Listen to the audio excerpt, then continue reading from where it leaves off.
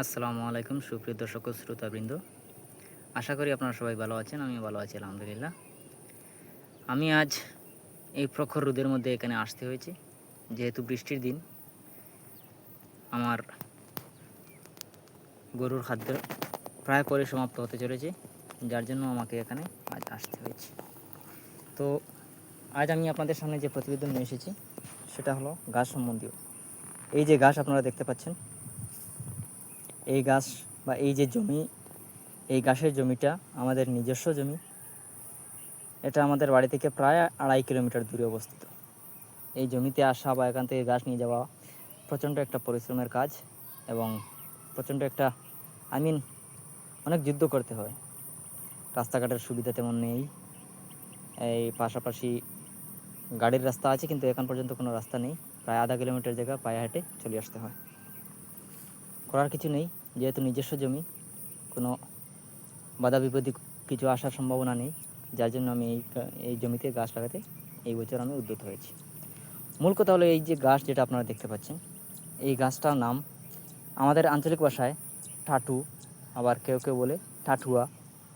বিভিন্ন স্থানে বিভিন্ন অঞ্চলভেদে এটার ভিন্ন ভিন্ন নামে জানা যায়।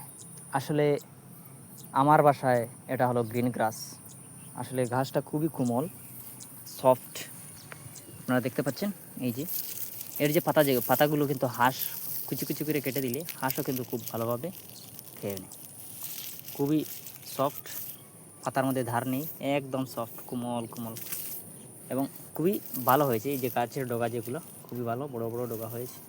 আসলে মূলত এই গাছগুলো এত বড় সাইজের হয় না, ছোটো ছোটো হয় বা অনেক সময় অনেক শক্ত হয়। কিন্তু আমার এখানে খুবই উর্বরযোগ্য জমি থাকার কারণে ফসল আলহামদুলিল্লাহ বহুত বেটার একটা ফসল আমি পেয়েছি।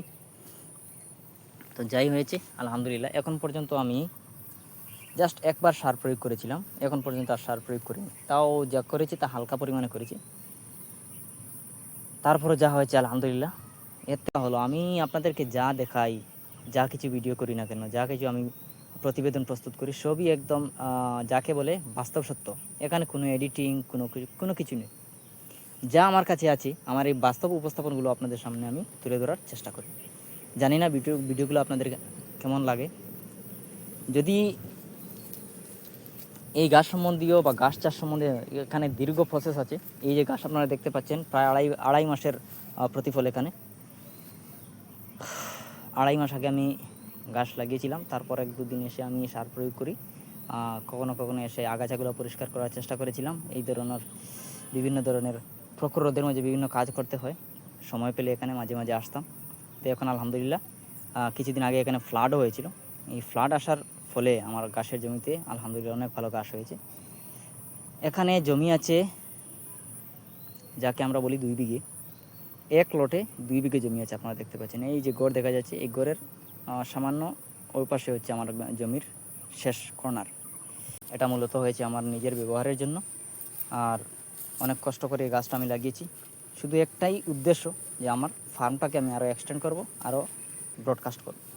কিন্তু এই যে প্রখর রোদের মধ্যে এসে আজ আমাকে এখানে কাজ করতে হচ্ছে, সেটা তো আমি কোনোদিন ভাবিনি যে এত প্রখর রোদে আমি আজ কাজ করব। কিন্তু সেটা আমার ইন্টারেস্ট।